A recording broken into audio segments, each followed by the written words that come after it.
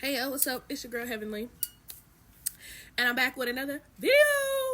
Alright, so in this video, I'm going to be talking about the Keepers of the Grids and the Crystal Grids. Okay, so the Keepers of the Grids are the fourth waves of volunteers. And I was prompted to make this video. Shout out to the content creator. Is she a spiritualist? I don't know. Her name is Blah Blah Faye on YouTube. And I've been watching her channel for the last couple of months. Because she posts the Kumiana and the Russian, that's the Russian graph. The Kumiana and the Shunin resonance graphs every day. And I just love watching them. I just love looking at the spikes and the flows and everything. And Gigi, go sit down. I just gave my dog some of these vanilla wafers because my mama bought them for them. And I gave them 3 apiece. And they know when I say, okay, that's it. You know, hit the rocks. And they keep looking for some more. Let me get some water. Yeah, so I was prompted to make this video. I'm gonna insert why. It's gonna be a clip from her Shunin Resonance video from January 18th, I believe. No, January 17th. Either the 18th or the 17th. And in the comment section, which I am gonna read, I got prompted, I felt inspired to talk about the crystal grids and what I knew about the crystal grids. Okay, so I could either give y'all a synopsis of the crystal grid, of what I learned from it, which all came from the Dolores Cannon book. Damn, I just lost my placeholder. Which is the 3 Waves of Volunteers in New Earth, which I've read from this book before. I have another video, so I'm going to try to upload my videos in order. So the video where I read from this book and we are talking about the governments and how the governments like work with like aliens in exchange for minerals and resources, which she does. Dolores is in her hypnosis work has discovered the 3 waves of volunteers. Some have come direct from the source and never lived in any type of physical body before. Others have lived as space beings on other planets or other dimensions because all memory is erased upon entry to the Earth dimension. They do not remember their assignment. Thus, these beautiful souls have difficult time adjusting to our chaotic world. Also, I manifested this book. I talked about it on my TikTok, so if you want to go to my link in my bio, you go to my TikTok, you can find the video it's a 2-part video or a 3-part video. I talked about how I manifested a book. This is the book. I talked about it.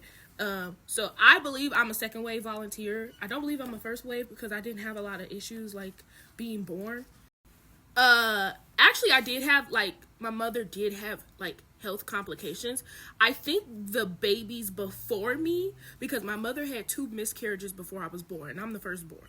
So I think the babies that came before me were probably 1st wave volunteers. A lot of 1st wave volunteers had it the hardest integrating into the earth realm and this 3D density.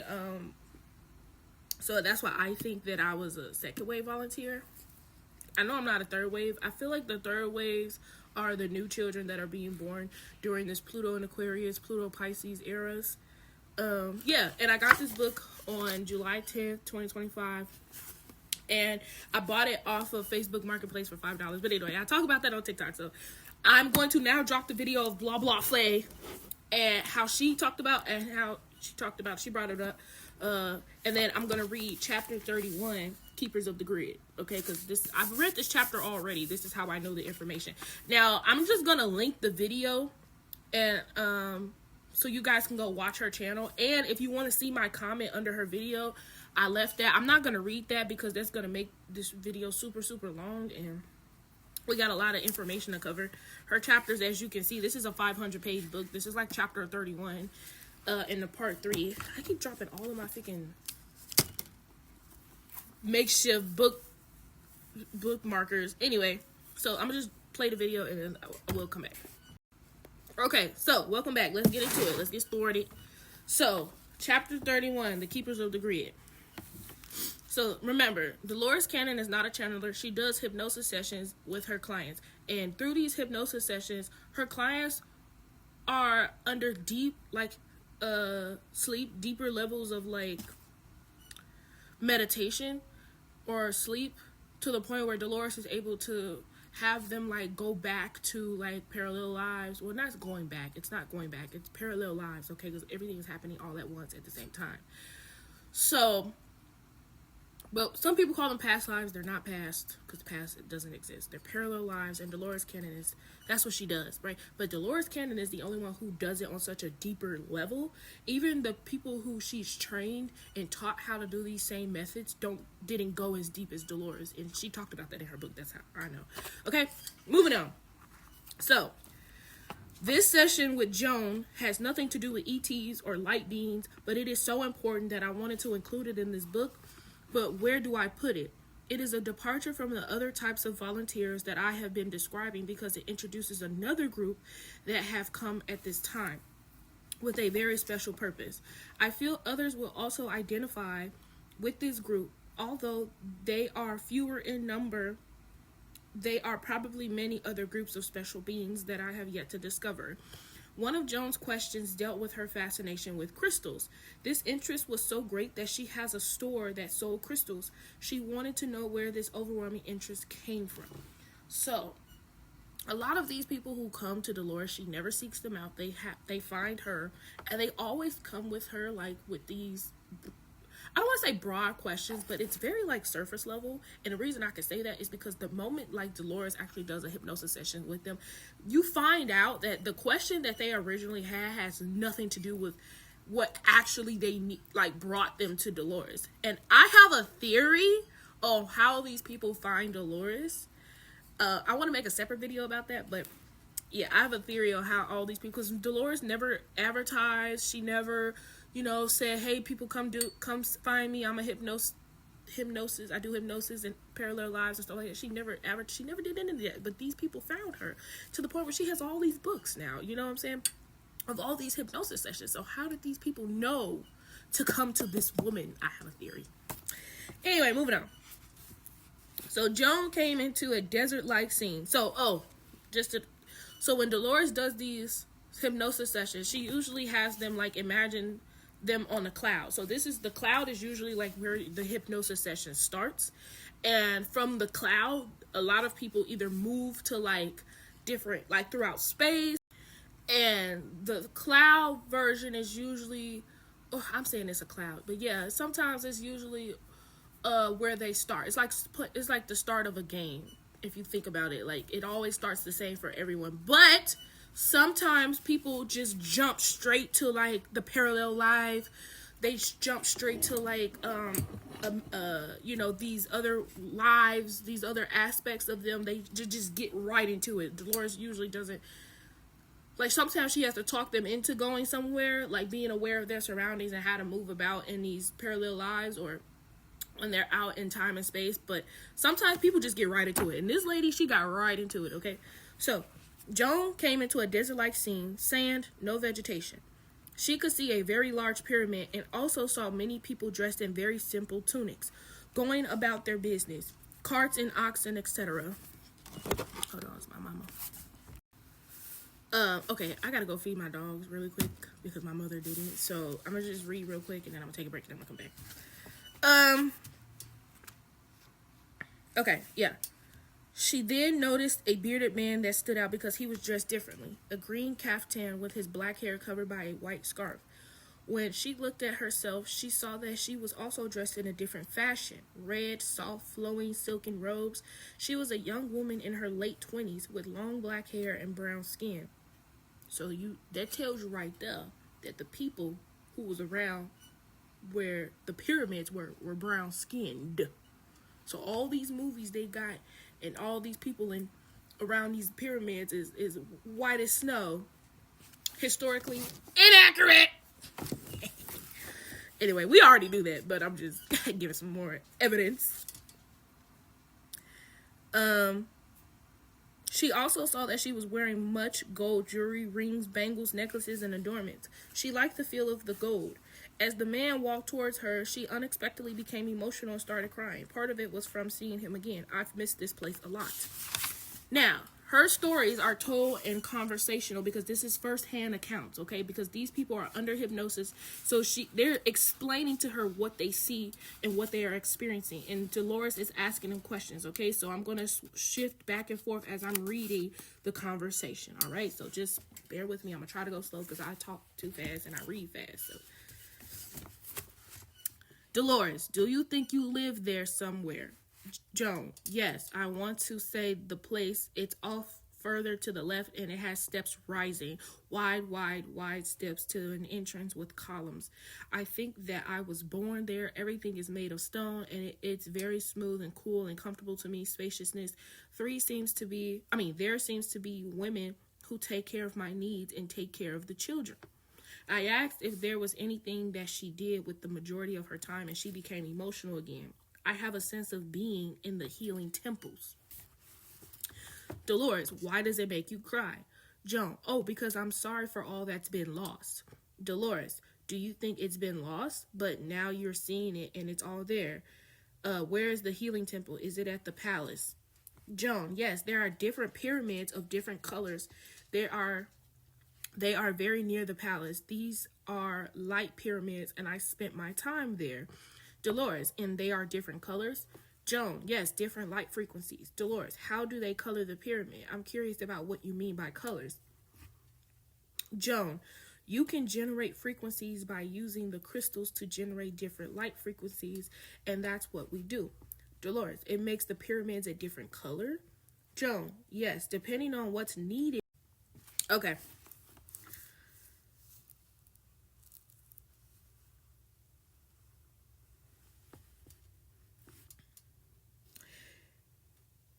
Yeah, Joan, you can generate frequencies by using the crystals to generate different light frequencies, and that's what we do. Dolores, it makes the pyramids a different color? Joan, yes, depending on what's needed at the time, you can adjust refractions with crystals to generate different healing frequencies. We do this through intentions. Dolores, do you have to go into the pyramid or do you do it from the outside? Joan, you do it from the outside.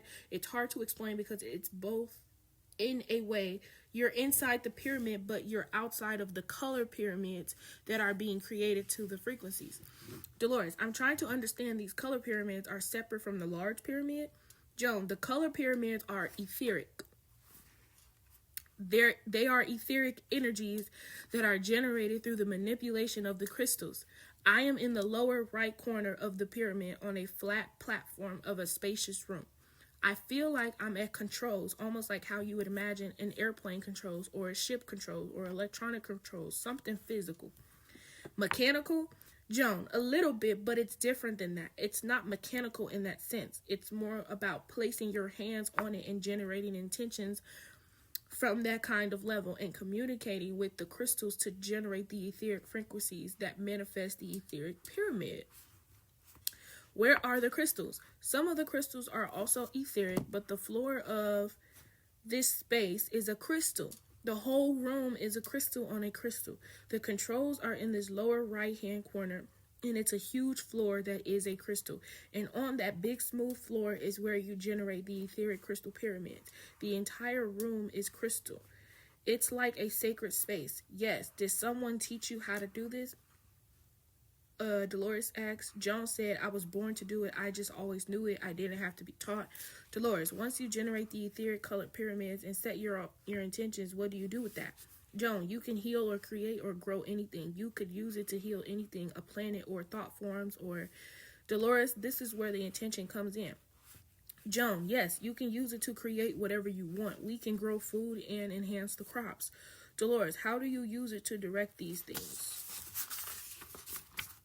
Okay, so I started marking these 2 pages, so this is where it gets good. Okay, this chapter, I don't want to give too much away, but this is so important. All right, Joan, it seems like things occur within it. I'm seeing right now the green color pyramid where you can grow the food. Perhaps if we were talking about the earth life, tuning into the crystals with the earth to activate the green frequency of growth and energetically set this up in the etheric areas where there are gardens. Okay, we back. Let's get into it.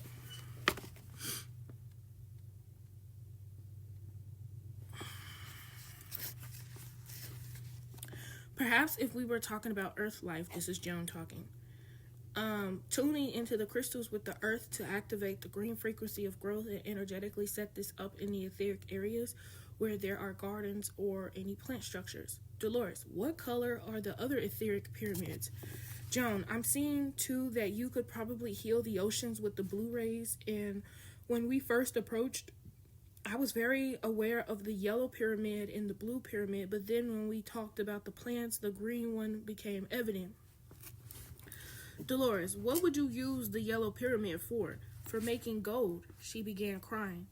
Dolores, why is that making you emotional? Joan, I'm not sure why, because it is so deep within. It's so deep. The pain comes from what's been lost. Dolores, you help the people a lot, don't you? Joan, yes, but the people that I saw are very simple people, and it's almost as if we are a different species living here in this place. They are so simple, and we deal in etheric and manifestation, and it's almost like we're being the creator gods. Dolores, they wouldn't be able to understand what you do, would they? Joan, no, they couldn't. Dolores, were your family like the other creator gods? Yes. Then what are you doing there among the simple people? Did anyone ever tell you the story of where you come from and how you came to be there? Joan, yes, I have a sense of it being like the stories that we hear of the Anunnaki.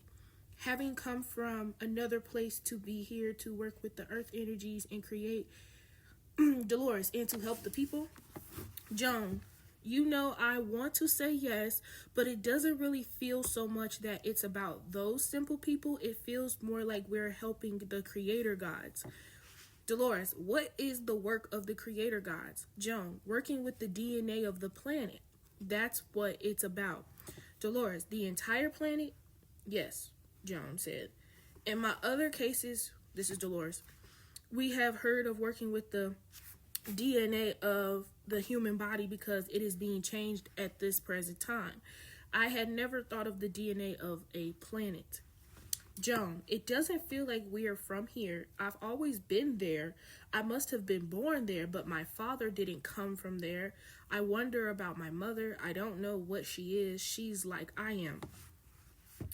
Dolores, do you like the work that you're doing, working with the crystals and creating the energy? Joan, and working with the light frequencies and working with the frequencies of the energies. It is important to make, manifest, and to create. It's about creating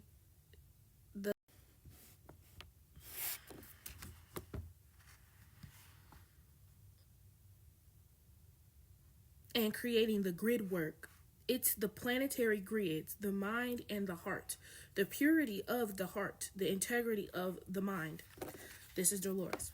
I thought we had learned enough about this mysterious woman and her work, so I moved her ahead in the hypnosis session. She can usually push people's I don't want to say memory, but push people into further into that timeline or into that aspect's life. Okay, this moment is great. Let's move forward in this person's life and see what else they experienced. Okay. So I moved her ahead to an important day. She began to cry as she exclaimed, "The grids are gone!" Exclamation mark. The grids are collapsing. The etheric grids are collapsing and it's creating destruction. So these beautiful light frequencies are being lost. The light frequencies create the grids, but as the grid collapses, it destroys the crystal pyramids of the light frequencies. And I have a sense of a crack, a big crack. It's like concrete almost, but it's not concrete. It's like the grayness of destruction swallowing up the technology and the etheric creation. This is where it starts getting good, y'all. Okay, I done marked up all the pages. It's getting good. And it's gonna lead to the story of a civilization that I don't want to give it away, but I would just keep reading. Okay. This is page 432, Keepers of the Grid, chapter 31. All right, Dolores, did something happen to cause the grids to collapse? Joan, it seems to be all about the crack in the earth's mantle, because that's what I sense. I sense a deep abyss, and there's a fissure. There's a crack. What caused it? I don't know. Something must be out of balance. Something got out of balance, and it made the grids collapse. Dolores, so they are all connected? Yes, said Joan. Can you see what got out of balance? Was it something done by people or something else? Joan, well, we hear stories, and what's the truth? But I sense that it is because of the need of purity of intent, that it was the frequencies of greed and such that caused the imbalance. I don't know what they were doing. It wasn't my group. Okay, so remember, Joan, this aspect of Joan is she came from a different place, but she incarnated on this planet. Okay, so she's an otherworldly being, just in this human form. She was born, but remember, she's kept in the temples and she's being nurtured by other women and children. So she's a special being. She's not a commoner like the other people during this time. So she's like coming into the realization of, she's remembering remembering this aspect's life of Joan, and she's remembering what happened and why. And this, again, the surface level question was, Joan originally wanted to know why she was so obsessed with crystals. We went into a whole deep dive into this other aspect's life, and we about to find out why Joan in this present day life. Hold on. Okay, I'm back. I had to go get some Starbies. I was craving it. I haven't had it in like a year, because I've been making I like the chai iced lattes. I've been making mine at home because it's just cheaper for me to do. But last time I went grocery shopping, I didn't buy any. So I was really craving it. So I just decided to go ahead and spend $7. Oh, this just calms my nerves. I don't know what it is. But I get the same effect when I make it at home. It just... Anyway, let's get back. Because it was getting good. I don't know where I left off.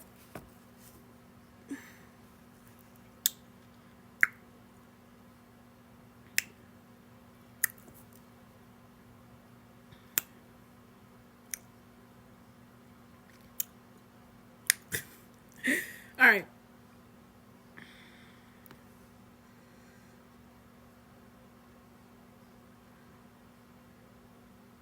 Okay, Joan.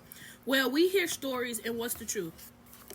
But I sense that it is because of the need of purity of intent, and that it was the frequencies of greed and such that caused the imbalance. I don't know what they were doing. It wasn't my group. Oh yeah, and I started explaining how she is a group of people that came down to help the creator gods.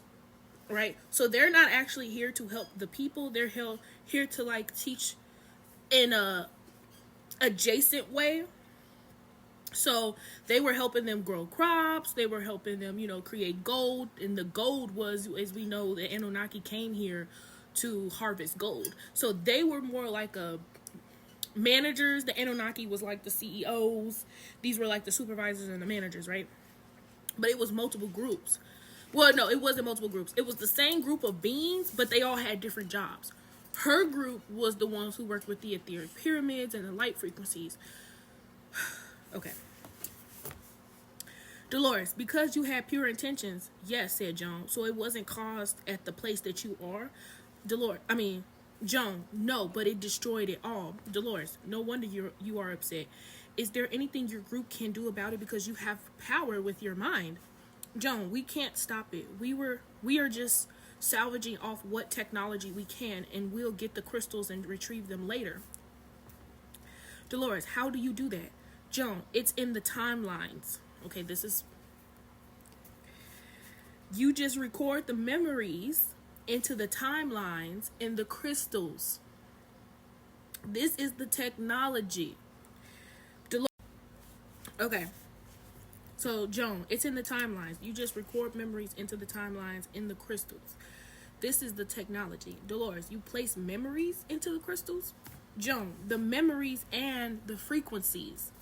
Dolores, and the crystals can remember these things? Joan, yes.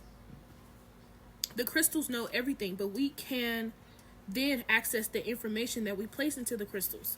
Dolores, so you do this with your minds, bring back the information you put into the crystals? Joan, yes, with the light frequencies, with the mind, with the intention, we can salvage the information. Dolores, are these large crystals that you're putting them into? Joan, no. They don't seem to be. They seem to be your typical quartz crystals. You record the information to herself. What did we record? It's downloaded. All the information.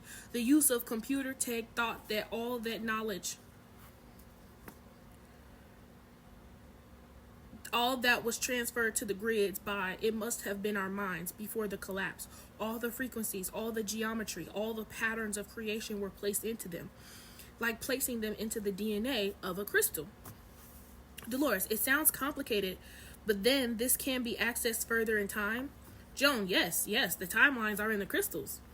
Dolores, is this one certain crystal? Joan, no, not one crystal. There are many crystals that hold the information. Dolores, in the future, when you access this, would you have to find this certain kind of crystal? Joan, I can access the information from most crystals. You know, it's kind of like now there are those crystals that are like common people, and then there are crystals who are like me that have more knowledge. Dolores, so all of them don't have this knowledge? No. If you were to hold a crystal, how can you sense whether it has any information?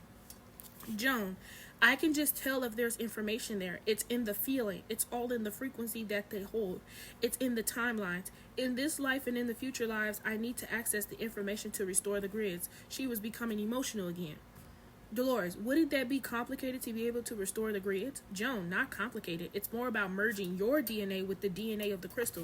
Just accessing and intending and awakening the keys. Once you access it into the crystal, then you're linked into it, and you can activate the earth grids through the crystals because the crystal veins run throughout the earth. So, touch one, the keys, the portals. Portals is a word, but that's not as true. They are like keys, and they hold energy. As they are keys and they hold energy frequencies. And if you activate the keys, then the grids will realign and reassemble. Dolores, before it was grids in the etheric, and this time there's to be grids in the earth. Joan, yes, there to be. The earth is more etheric now. Dolores, and you said it was like portals. Joan, yes, but keys is a better word than portals. It's like unlocking a lock. There are different places in the earth where the grids are locked. Crystals have the information like a key to open the grid locks. I never thought of the word gridlock. Dolores, it does fit, doesn't it? Joan, yes. Dolores, but you said some of these are locked in the earth. What caused some of these grids to be locked? Now this is where we about to get into the biggest tea. The biggest tea. The biggest tea, y'all. Joan, we had to shut down information before people were too destructive. We had to withdraw our technology because the disrespect of life. The only way to stop it was to destroy it. Dolores, that must have been a very difficult decision. Joan became emotional. Yes. Dolores, because you were afraid the people would use it in a wrong way. Joan, they were using it in a wrong way. They could have destroyed the universe. Then she became upset. Dolores, what happened at that time that you decided to lock the grids? Joan, that's why I realized if we hadn't stopped it on the earth, it would have collapsed the universe. Dolores, the whole thing? Like the whole universe? Joan, yes, bitch. Dolores, explain what you mean. Joan, it just would have been a complete replication in the micro, in the macrocosmic, in that order. Okay, like pulling out the key pin, it would have been a collapse. It would have just been all swallowed into oblivion. So, hold on, y'all, it's my dog scratching at the door. Okay, so I'm finna try to explain what she meant. Basically, the people who were using these crystal and light frequency energies completely wrong and disrespecting life, going against the universal laws, things like that. They were trying to create a universe in the micro which we can even say maybe like on a quantum level, and then on the macro, so the universe on the biggest level, right? Which would have been destructive because we already live in a universe. So they were just trying to create one here, on top of each other. So we already live in this universe, right? All this is the universe, right? They were trying to create another one within it, and then another one like on top of it. You would have just destroyed and killed everything at that point. Like everything. It was like Thanos energy, okay? And instead of half the universe, it would have been the whole thing. Both our universe and the ones they were trying to create would have been obliterated. That's the word. Dolores, because one was building on top of the other. Joan, yes, girl. Dolores, so this was caused by these people using it for the wrong reasons and bringing it out of harmony. Joan, yes, girl. Dolores, so you had to destroy the grids in the earth or lock them or what? Joan, we had to destroy them. I want to say Atlantis. I told y'all this is the biggest T. We had to destroy the continent of Atlantis in order to stop the abuse. Dolores, I thought it was a desire for power and the people brought the destruction upon themselves. Joan, no, girl. It had to be stopped because there would have been a replication throughout all space and time, which is the fourth dimension. Move! Which is the fourth dimension. All the grids. No, it had to be stopped because there would have been a replication throughout all space and time, all the grids, and we had to collapse this in order to stop it here. Dolores, would it have caused like a domino effect leading from Earth? Joan, yes, girl. Dolores, the Earth would have just collapsed. Joan, yes. It was just a small thing compared to what could have happened in the cosmos. Dolores, so it would have reverberated outwards? Joan, yes, it would have been a replication from the micro, the smallest level. We could even say on the atoms. I said quantum. We could really say like atom level, nuclei level, like from the smallest micro level to the biggest macro level. Everything would have been replicated, which would have been false. It would have been artificial. It wouldn't have been real because it wasn't created out of source, right? It was using source energy, but it wasn't of source energy. It didn't have source code. So it's like trying to create a program within a program.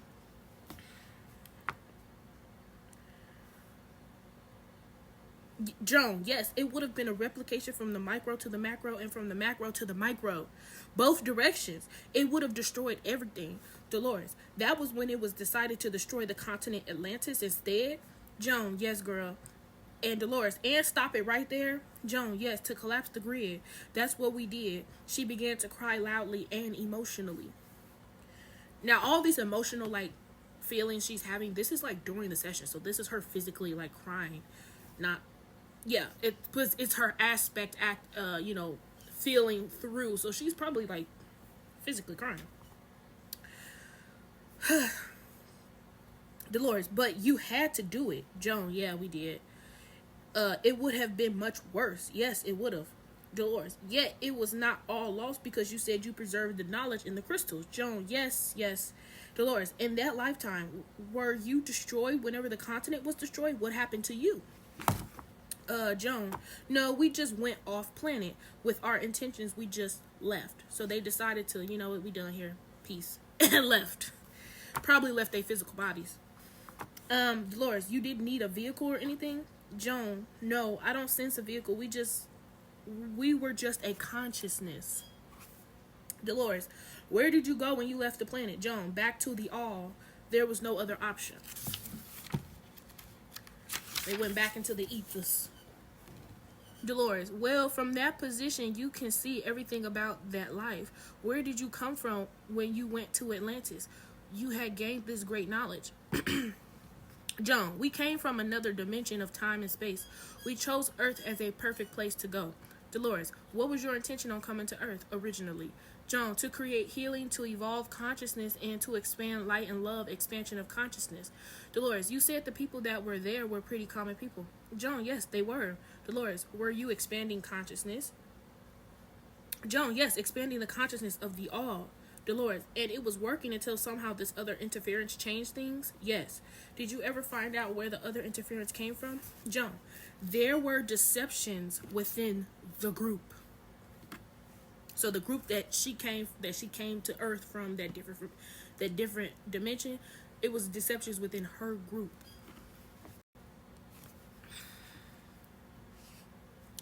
There were people who had other agendas. They were there for personal power, and their explorations had taken a dark turn. Dolores, what were they exploring? Joan, dark matter. Power and dark matter. It's opposite of light. It caused the imbalance. They were tapping into the dark matter. Dolores, what did they hope to accomplish by tapping into dark matter? Joan, I get the sense of wormholes or traveling, or it's almost like they wanted to use dark matter to create their own universe. Dolores, could they have done that? Joan, no, they couldn't have. Dolores, but they thought they could. Joan, yes. Dolores, because they were not the creator beings, were they? No, they weren't. Were they using crystals in their exploration? Joan, it doesn't feel like crystals. No, it's the opposite. It's like light expands and dark contracts. They were using contracted energy, and they found how to tap in. Dolores, did they have any logic behind it, or were they just wanting to see what they could do? Joan, their own power and greed, control, manipulation, and distortion. My thoughts are that curiosity killed the cat. More likely, the cat was just curious about what death was like, and that's how they were. Dolores, they didn't really know what was going to happen. Joan, no. Dolores, but it could have really been out of control. Joan, no, it would have. Dolores, this whole universe could have been destroyed. Joan, yes, girl. Dolores, because they were not successful in creating their own universe. Joan, no, girl. Dolores, they just created power that was a negative power. Joan, yes, girl. Dolores, but you were able to stabilize it. Joan, yes, in the collapse of the grids. Dolores, and the knowledge was not lost? True, said Joan. This was the knowledge that can be accessed in the future, asked Dolores. Joan, yes, we can access it now.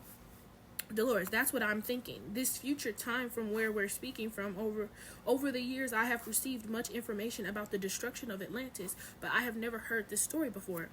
Here go the real tea, girl. Girl, here go the real tea. Joan, that's because we have never told anyone before now. We think it is now time for it to be known. It must not happen again.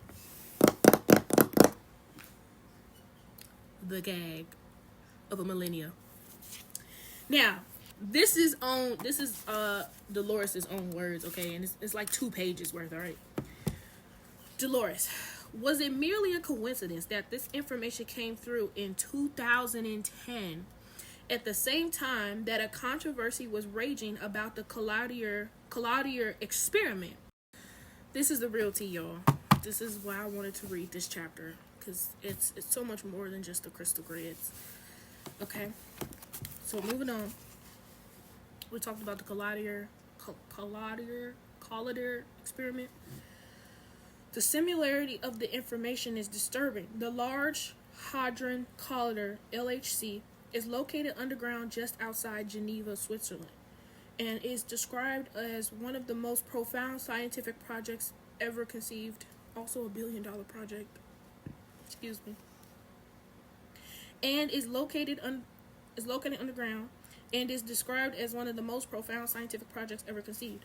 Built by the European Organization for Nuclear Research, CERN is the most expensive scientific instrument ever built. And it was built, the project started in 1954 and it finished in 2010. It is the largest machine in the world where the scientists are experimenting with antimatter or dark matter and dark energy in space. It has been said that they are attempting to create a wormhole or even their own universe. It is complicated, but the Collider will shoot protons or lead ion beams from opposite directions. So I've seen it before, but basically they shoot these particles at each other at super fast rates, and they want these particles to collide with each other. They want them to like hit, and the energetic impact of these particles hitting each other and the energy that is like expelled from that impact is what they're trying to get out. That's what they're trying to use. That energy from they're throwing these particles at super fast speeds at each other. So they're like going around in circles. So like imagine this is like a circle, and these particles are like flowing around, gaining speed, and they're trying to collide them with each other. Like they're trying to bounce them, like boom, boom, like they're trying to do that. And they're trying to see what happens when they bounce these particles off of each other at these super fast rates. Yeah. It's two beams colliding. Yeah, shoot the proton and the lead ion beams from opposite directions. These two beams colliding doubles the energy released to an equivalent of 100,000 times the heat at the center of our sun. Skeptics are saying they could unleash a tremendous power that they would not be able to control. The scientists say that they are just experimenting with unknown energy that is readily available in the cosmos. My research said, in a nutshell, the Large Hadron Collider experiment is a huge scientific effort to sneak a glimpse into the mind of God. My research said, in a nutshell, the Large Hadron Collider experiment is a huge scientific effort to sneak a glimpse into the mind of God at the moment of creation. To me, it sounds like the same type of experimentation the scientists were performing when they discovered atomic power.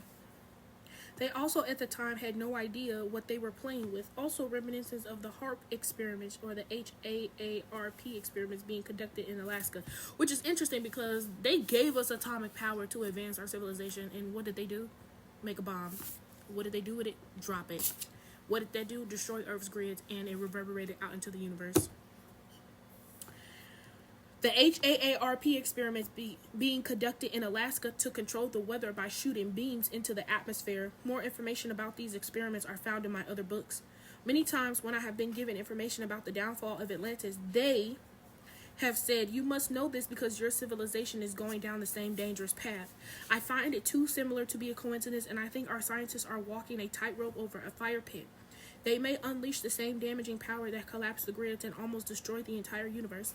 The Collider experiments are now operating at half power, and it is not exceeded to be running at full power until 2014. It is currently 2026.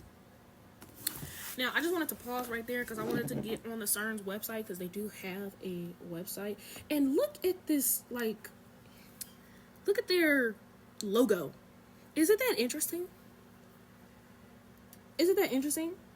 It's a circle with two ends, right?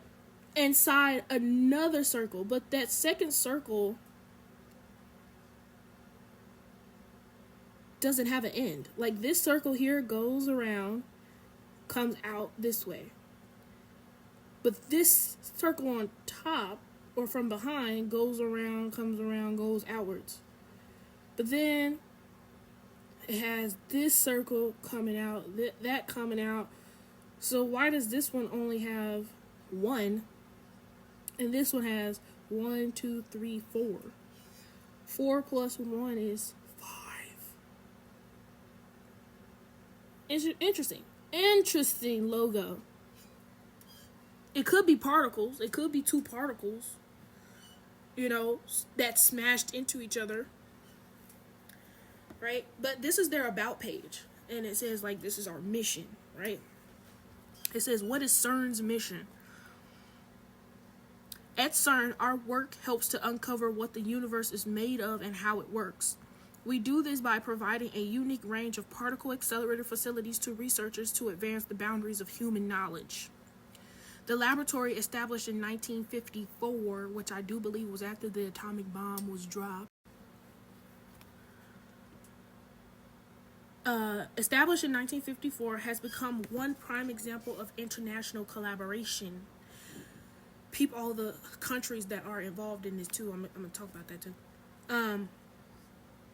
Our mission is to perform world-class research in fundamental physics, provide a unique range of particle accelerator facilities to enable research at the forefront of human knowledge in an environmentally responsible and sustainable way, unite people from all over the world to push the frontiers of science and technology for the benefit of all. So, if I'm being honest, they do this all the fucking time. They use people who are super smart, super gifted in these areas, and they say, hey, don't you want to come work with us? Don't you want to come? Like, they did that with, they always do it with technology too. Like, for example,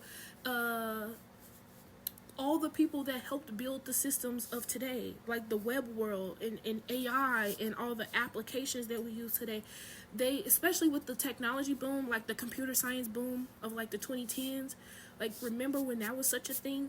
And they wanted everybody to become a software engineer. They wanted everybody to become, like, especially for the millennials. Like, they pushed that so hard. They pushed the lifestyle and how you could work from home and you could earn so much money, and tech was paying. Like, everybody wanted a tech job, right? Because they needed the bodies. They needed these people to work on it because they couldn't, you know, it's not enough of them to work on it, and these people aren't gifted in these areas. But there are people who are willing and have the expertise and the knowledge to create these programs, to create these codes, these algorithms, and all data science, all of this stuff, right? And they're like, oh, it's for the benefit of all. It's just for science, right? And it's like, and then they use it against you. You know? Train a new generation of physicists, engineers, and technicians, and engage all citizens in research in the values of science. What did I just say? What did I just say? They always put that in your, oh, it's for science. We're trying to benefit. We're trying to push our generation. And then the moment we have technological breakthroughs, and then the moment these same scientists, these same citizens find out what the hell we going on, war. People be disappearing.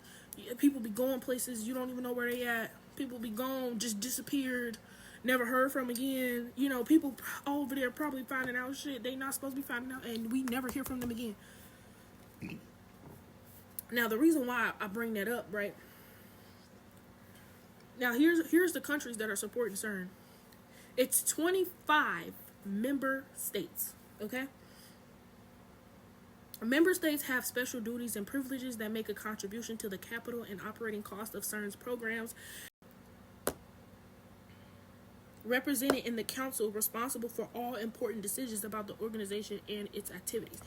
These are the member states: Austria, Belgium, Bulgaria, Czech Republic, Denmark, Estonia, Finland, France, Germany, Greece, Hungary, Israel, Italy, Netherlands, Norway, Poland, Portugal, Romania, Serbia, Slovak Republic, Slovenia, Spain, Sweden, Switzerland, and the UK.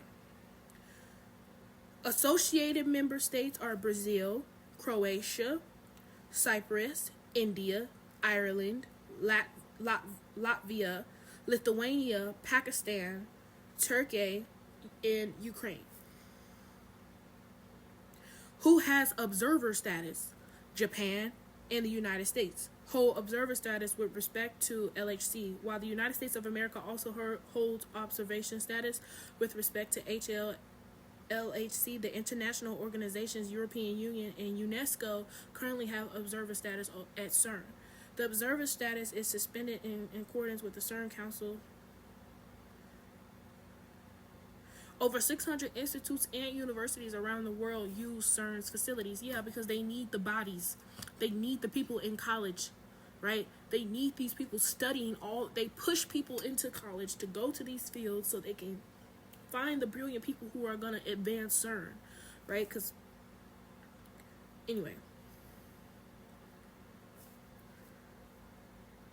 So, yeah, that's what they're doing over there. In the name of science. And I ain't gonna lie, I almost got caught up in that shit too. Because I was like, oh, it's for science. Oh, I'm gonna become a computer science and I'm gonna do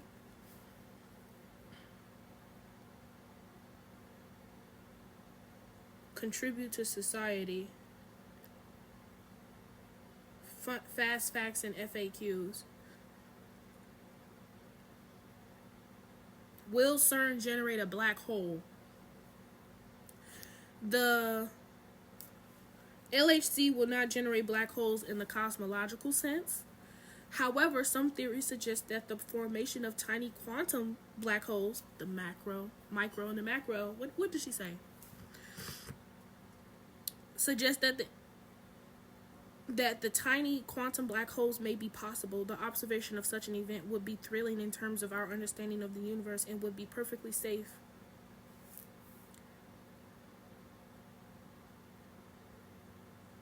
Is the Large Hadron Collider dangerous? No. Although powerful for an accelerator, the energy reached in a Large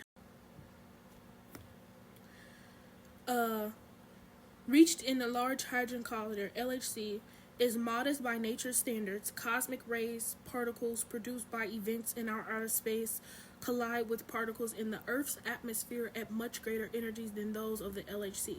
So they're saying what happens out in space and in Earth's atmosphere is actually way more powerful than what we're doing. Nothing to worry about. Cosmic rays, particles produce... Oh, wait, hold on. These cosmic rays have been bombarding the Earth's atmosphere as well as other astronomical bodies since these bodies were formed with no harmful consequence. These planets and stars have stayed intact despite these higher energy collisions over billions of years. So literally, like, girl, it's already like been happening. It's like been way worse and it's been happening for so long. Yeah, but that's designed by nature. The things that happen out in the universe, in our solar system, with these astronomical bodies, that is by nature. The universe has chaos energy. How our planet was even formed was by that chaos, was by other bodies slamming and, you know, getting pushed into each other. Our moon was created from debris. You see what I'm saying? Like, that's by design, right? By source energy. That is so natural. What you're doing is not natural because we all know this about science, bro. What happens out in nature you can get close to simulating that, but you'll never ever get to that actual simulated thing. Like, you're not gonna get close to it being it's always artificial, right? It's never going to be 100% replication, okay? So by that, right, what is out in nature is 100% done. It's natural. It's the first. It's the one and the only way. You know what I mean? Like how certain plants and stuff bloom in areas they're not supposed to be in. That's by nature. You know, you can try to replicate that, but you're never going to get it to the conditions are the variables are so vast. Like, everyone loves to say this, oh, nature is so beautiful, oh, nature is just so perfect, because that's source energy. That's the all. It is perfect, because even when it seems chaotic, even when it seems like all over the place, it's all of it has it's infinite chaos, but it's perfect. It's imperfectly perfect, right? So y'all are not imperfectly perfect. What you're doing is not imperfect. The universe is made up of imperfect, perfect things, situations, conditions, right?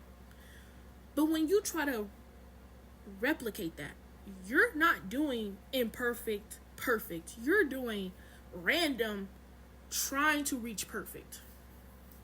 You're doing random. You're just running shit. You're running scenarios. You're running experiments. None of, like, for example, childbirth, having a baby, right? Just going out on a limb here. We have not been able to simulate having children outside of the womb, outside of the women. But that's why they had that woman in that hospital who had died during, while being pregnant, and they kept her alive just to see if the person, the natural spirit of the person has already left the body. Can we keep the body alive and still produce life? Now, the little baby ended up not surviving, And that whole family just went through a traumatic experience watching their loved one still be artificially alive, because she was pronounced dead, but they were keeping her body functioning so to keep that baby alive, right? Just to see, can we do that? Can we see if the baby comes out? Because they don't want nothing natural. They don't want nothing natural. They want to be able to create life. Because if they can figure out how to create life and not need a host, not need a woman, not need an actual womb, not need, again, because the human experience is imperfectly perfect. Conditions and variables come together and we incarnate and we have these lives. You know what I'm saying? Like, the universe is random, but it's also synchronistic, but it's also right on time when you least expect it or when you need it to be. It's also very much calculated. But because we don't give credence and acknowledge that we're more than just our physical bodies, because people can't quantify the infinite. They can't quantify the all. They can't quantify consciousness. They don't want to. It's too vast, right? So what they try to do is deduce everyone down to just being physical bodies, right? Hence why you can justify keeping a woman alive just to see if she can produce a healthy baby, even though she's dead. That woman's spirit and energy has gone and left this body. Nothing good could come out of that. Have we not all seen Frankenstein? That man tried to bring the dead back to life because he's like, oh, Full Metal Alchemist. Oh my God. Full Metal Alchemist explores the same concept.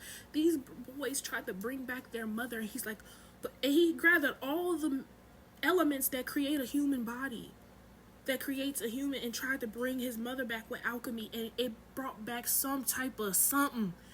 You know why he couldn't bring their mother back? Because the spirit that was placed, the spirit of the all of source energy that decided to reincarnate into that woman was gone. So all you were bringing back was dark energy, dark matter, antimatter in a physical form. Yeah, you could create a physical form, but because we're not choosing to acknowledge you got a light body, you have an etheric body, you have an astral body, you have all of these extra light dimensional aspects of you that have to all agree to incarnate here to support the physical body during this physical experience, right? But y'all are not trying to bypass God and be like, we could do it. We could do it too. What the fuck? Like, because if you actually cared about finding out what goes on in the cosmos, you wouldn't be trying to replicate it here. You would go out. You would go out into the cosmos. You would try to observe. You would be fascinated by it. You know what I mean? Like, for example, a man can watch a woman give birth and think it's the most beautiful thing in the world. But he's not then going to be like, I'm going to go create a womb and or try to change my physiology to have a womb and experience that same beautiful thing. No. We would all be looking at that man like, you're sick. Just like if a trans woman then thought that way, like, yeah, I want to have children. Even if we gave you a uterus, that's not how that works. Even if we put a uterus in your body, that's not how that works. You were not designed physically, etherically, spiritually, light body. None of that was designed for you to push out no children. And I honestly would be scared to see you do it, because it would be unnatural. Like, when you truly admire the cosmos, you don't go try to recreate it. Also, you keep forgetting that we don't exist in the body. We don't exist in the body. I don't exist in this body. The body exists within me. Within all of this. This is consciousness, is everything, everyone, all at once. this body exists within me. I don't exist in this physical form. This physical form exists within me. Consciousness, the all, the I am. Like, y'all are really sick. And just to show y'all how much Source loves y'all, because y'all are Source, y'all have just forgotten that, and you got too big for your motherfucking britches. Source is letting y'all do it. Because if Source energy was the God that y'all think that God is, like how y'all talk about God in religious texts, God would have been took y'all out. Been shut all this shit down. But no, the real Source energy, the real God, don't give a shit. It's neutral. It lets us do whatever the fuck we want. Even though there are universal laws, there are also consequences to those things being broken. But at the end, and some of those consequences, which are talked about in this book, is loss of a civilization. Y'all, they destroyed themselves. They destroyed themselves and their planets. Like, planets have been destroyed from the inside. Because the people wouldn't listen. Because the people wouldn't stop trying to vie for power. The people wouldn't appreciate their planet. Or they were trying to do the same shit and killed off the whole civilization. Now the planet just empty. Ain't nobody nowhere to be found. Planet gone, civilization gone, people gone, history gone. Because people didn't fucking listen. The Expanse, that whole show is the same thing. A whole civilization before our solar civilization existed in this solar system. And they were messing with technology and took themselves out. And then we end up messing with it too. And we almost took ourselves out, but we were better. Because only reason why we were a little bit better is because we learned from their mistakes. That's it. So maybe this needs to happen so we can finally learn. Because we didn't learn from the atomic bomb. We didn't. So maybe this needs to happen so we can learn not to let this shit happen again. Just like with the president of the United States currently right now.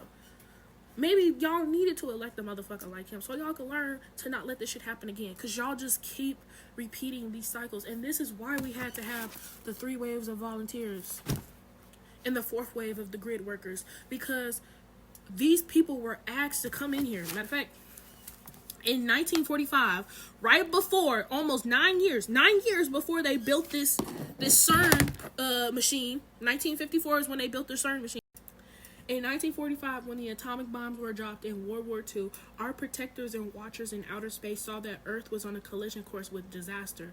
The prime directive of non-interference prevented them from taking any action, but then they came up with a brilliant plan to save Earth and assist her in her ascension. They couldn't interfere from the outside, but maybe they could influence from the inside. So the call went out for volunteers to come and help. Earth is in trouble. Who wants to volunteer? The native souls living on Earth were too caught up on the wheel of karma. The only hope was to ask for pure souls to come who had never been trapped on the karmic cycle. And this is why I manifested this book, because I'm a second wave volunteer. And the reason why I got led to this book, I'm gonna tell y'all, because I had I know of a previous life where I was a child. I don't remember my life. I just remember the last day. And on that last day, I woke up. I went to this school-like environment. And I just knew that I wasn't going to school that day. Like, we were all standing out in the courtyard. And everybody was facing the school, getting ready to go in. And I was sitting on top of a rock facing the opposite direction. And I had a hoverboard. Which explains why when I was a child, I was super obsessed with hoverboards. But I had a hoverboard. And the kids were like looking. I didn't see myself. I saw myself through these other aspects. It's 5:55 on the clock. I saw myself through how other people saw me. So I'm remembering this memory, but I'm not remembering it from my perspective or that version of me's perspective. It's from how everyone else saw me. So I'm seeing myself through other people in that memory. And I decided that I wasn't going to go to school that day. And that I was going to skip. And I went to this place. It's similar. I'm just going to say it's similar to like a watering hole. But it was like a place with water. And you could, be in the water, play in the water or whatever. So I decided to go. I didn't tell nobody to come with me. I just left. And so everybody else was like, yeah, let's skip school too. Let's go to the watering hole, blah, blah, blah, blah. Everybody come behind me. I ain't, shit, I don't care. Because I knew this is what I wanted to do this day, right? So we all go to the watering hole, and the headmaster / teachers, educators were like, where is everybody? They were at the watering hole. Nobody came to get us. Nobody stopped us. They just let us go. So we were all there playing, and I keep seeing, but I wasn't playing in the water. I was just sitting on this rock, just gazing, like just watching, like observing, just taking it all in. And that's the same thing I was doing at the school. I was facing the opposite direction, but I was just sitting there, just gazing, just watching, like looking off into the distance. I'm not even paying attention to nothing that's going on around me. Just straight ahead. Like, I just never looked at anybody in their face. But as I'm watching through other people around me, I'm looking at myself and I'm seeing just how, like, I'm not in this moment. Like, I'm just not, like, everybody else is having fun at this watering hole. I'm just sitting there just on a rock, just looking out, like, let me see. Like this, from this angle, I'm just.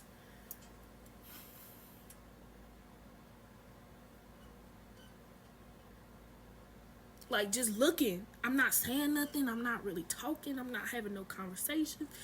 Straight like that. So then we all leave, right? And we go back to the school. It's like nighttime. And all the parents are there to pick up the kids, right? So everybody gets picked up. I'm looking for my mom and my daddy. I'm like, where y'all at? They don't come. So the headmaster sees me, takes me away. We start talking. Like, we just walking and talking. Then we go into this, like, garden, right? And it's beautiful. The garden is so beautiful. It's like on this edge or whatever. It's like a garden you could see on like a, I don't know how to explain it, but it's like the biggest balcony you've ever seen. And it's like outside of a castle or something like that. Like, you know, like a balcony, and you know how, like, I might throw up a picture up if I can find something that mimics it. But, and it's a garden, and it's like flowers, there's trees, and it's these statues. And these statues are huge. I mean, the tallest statues that you could see. And so the headmaster is like walking with me, and he's talking to me, and we're in the garden, and he's asking me, like, do I know who these people are? I'm like, yeah, I know who these people are, right? And he's talking about that. He's like, yeah, these people are really special in our society. Like, we love these people, and we respect them for what they contributed and what they did, right? And I'm like, oh, okay, you know, right. Like, I wish I could be one of them one day, you know, because these people are looked up to. So as we walking and talking, we end up walking out into this courtyard, and in this courtyard, it's a ship, and the ship has the doors open to the ship, right? And then my parents are standing right there. So I'm like, what's going on? You know, I'm a child. Not small, but I'm not like teenage either. I'm like, you know, so I'm like, what's going on? You know, hey, mom, dad, what's up? Like, you know, I'm like, what's going on here? So the headmaster walks me up to my parents, and they're like so emotional. Like, you could just see it on their face. Like, they're not like bawling, crying, but they're just like you can tell someone was like they just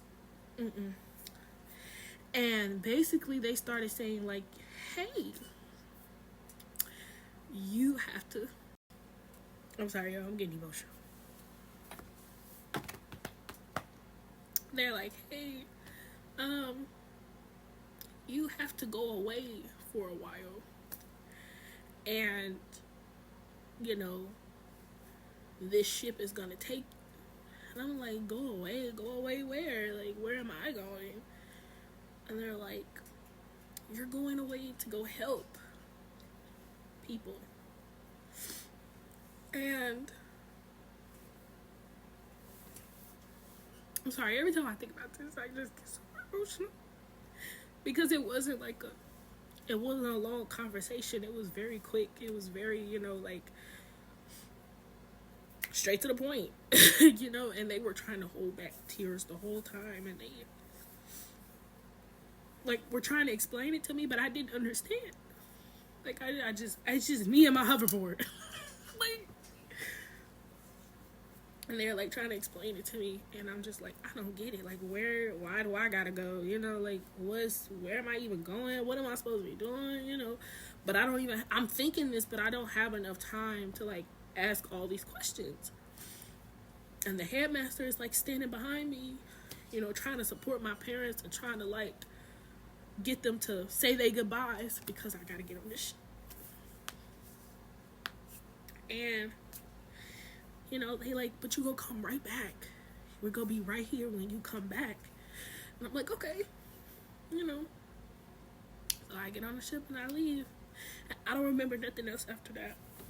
And it was, I had this memory pop up 2024 when I had just injured my back. And I remember I was like super in pain, and I was crying so hard one day because I was so in pain, and I was like upset at how my life had just like, everything had just fell apart because I wasn't working anymore. I didn't know what was going on. I was in so much pain. I couldn't sleep. I was having migraines, and it was just such a shock, like, because I had never experienced nothing like this in my life. And I remember I was just crying so hard, and I ended up knocking myself out. And that's the dream memory that I had. And I woke up and I was like, damn, was that me? Like, was that me? Like, it didn't feel like a dream, like I'm observing. It felt like that was me. Come to find out, yes, that was a past life, parallel life memory. And I think that was the one before I came here. And it also makes sense why I like a lot of water. I love being near water. I love going to the beach. I love, like, I'm also a Pisces rising at 29 degrees. So, but over the summer and I was getting upgrades from, we could call it my spirit team council, the SC, which is a subconscious, which is who Dolores Cannon usually communicates with after she gets done talking to people's aspects. She consults the SC because the SC is like overarching, like they know everything. Sometimes the aspects don't really know, right? All the details. So I was getting I had 2 sessions last year, 2025, where I had these light upgrades, like these energetic upgrades to my body. First, they worked on my right side of my body, which is where I initially fell and injured myself. So they did upgrades to my light energy body. Like, they did the first one. And then during that first session, I was down for like a couple hours. I couldn't move my arms. And that's when I realized that this was going on. So, excuse me, I ended up falling asleep. And I found myself back in that garden in my childlike state, right? And I saw the headmaster. He was like, what are you doing here? I was like, bro, I don't know. Like, I fell asleep and I woke up here. And he was like, oh my God, like, what? Like, it's a surprise. And I was just so happy to see him. And I was like crying and I was like hugging him. And then we were like walking throughout the garden, and it was daytime. And I was like telling him everything like that happened and the life that I'm living up until this point. Mind y'all, look, it's only been a couple hours there. It's only been a couple hours. It's not even fully like the next day. Like, it's only been a couple hours. For me, it's years. I'm 26. Well, I was 25 at the time, but it's been years. I've lived a quarter of a lifetime here, and it's only been a couple hours there. And I'm telling him like everything I've gone through and everything I've experienced, and you know, and he's like just talking with me, and I'm just so excited to just tell him everything. And then I asked him, had he been to Earth before? And he was like, yeah, I did. And I was like, but how did you like it? He was like, Earth is Earth. You know, it's strange, it's weird, but it's not bad. He's like, he actually enjoyed his time after the fact, of course, because when you're in it, you're in it. And I was floating. I was levitating. So we were on, like, I remember I said it was like a balcony. So I was sitting on the edge, like the part where you lean over. And I was sitting on it, but I wasn't fully sitting on it. I was levitating. Because I could levitate. Because I have that power. And, yeah, so I'm just, like, talking to him. And then eventually I'm like, okay, I gotta go. He's like, okay. Oh, and then he told me about my parents. Because I asked, and he was like, and he told me that my parents are undergoing like some training, because whenever in that timeline I come back, I'm not gonna be the same child that left. And so they wanted to like prepare my parents to like deal with me, or to just like prepare them to be like, hey, your daughter is not gonna be the same. So yeah. And in the same sense, like, I'll come back as a child, but my spirit has aged. My spirit has lived a whole lifetime, whatever this lifetime ends, right? For me here, I would have lived so much, so I'll be in the body of a child, but my mind and spirit will have aged. And I be imagining myself like having white hair and like different colored eyes, because now my soul is reintegrating back into that body and back into that lifetime, and it's like, it's not gonna be the same. Like, they're gonna be treating me like I'm just their child, and it's like, no, I'm not a child anymore. Like, I've done so much, I've lived so much in a different timeline, on a different planet, with different parents, like, so he told me that they were undergoing like that kind of preparation and training and stuff, and that it often happens in our society. Like, it's well known that people from our society like go and do missions, per se, like in other galaxies, timelines, planets, and stuff like that. So I think my theory is that I'm suspended in, because a lot of volunteers who came here either came straight from source and they never had a physical body before, or like me, they could have been other.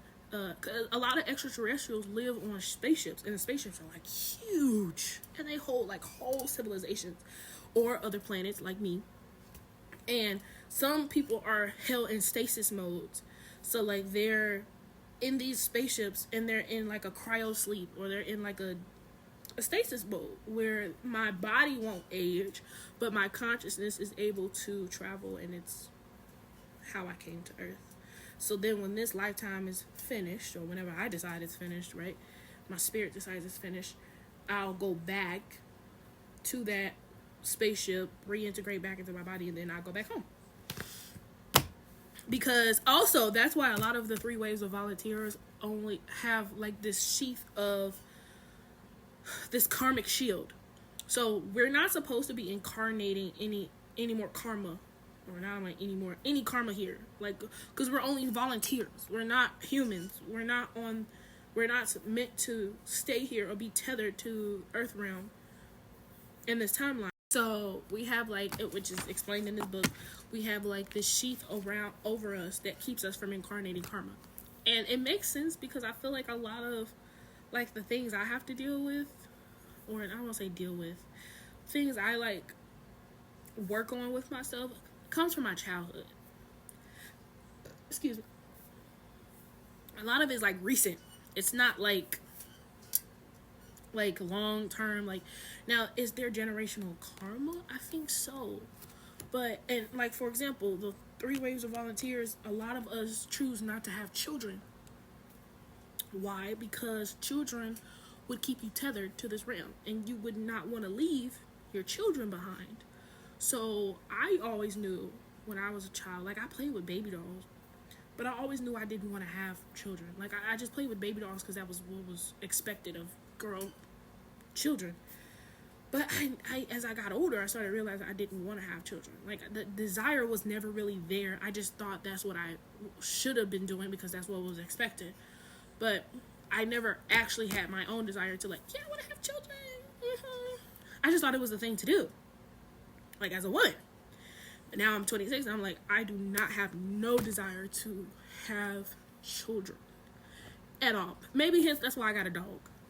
You know, he about to be 6, and he's more than enough. I would rather have more dogs, but to actually birth a child, I can't see it. I can't see it for myself. But now that I know, because I manifested this book with no money in my bank account, and this book was $5. Found it on Facebook Marketplace, and I was hoping that the book wasn't marked up because I wanted to mark it up because that's how I read, and it wasn't. And I received this book on, like I told y'all, July 10th, which was the full moon in Capricorn. Full moon in Capricorn. So it came exactly on that day. So yeah, that's my little origin story. Which makes sense because I'm a Pisces rising with an Aquarius moon. That's a universal individual. If you don't know what I'm talking about, go check out The Peace Dealer. He talks about it on his YouTube channels. Yeah, I'm a universal individual. I mean, I'm a universal social because I have a Virgo sun. So I'm a universal social. And if you got a fixed sign in your big three, you're royalty. Which I am. Royalty, bye-bye. Alright, anyway, I'm gonna get back to this. But I'm gonna make sure I cut this part out of the overall story. And I'm gonna just... because I wanted to tell this part of my origin story for a really, really, really, really long time. So I'm gonna make sure I cut this part out and make a separate video. So this video... and I'm probably gonna have to do a part 2.